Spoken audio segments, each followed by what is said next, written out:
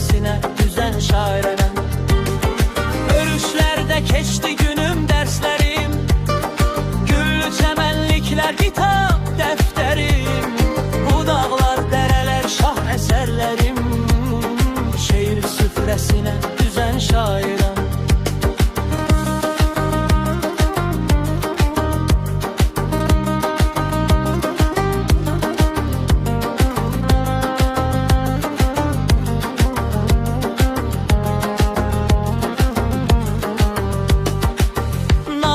Her zaman halkın yanında, vətən məhəbbəti daim qanında.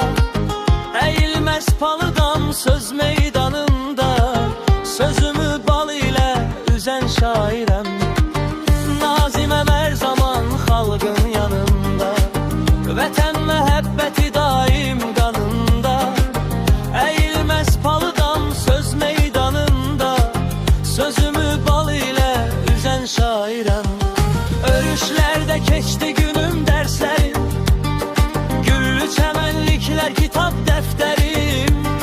Bu dağlar, dereler, şah eserlerim, şehir süfresine düzen şairem.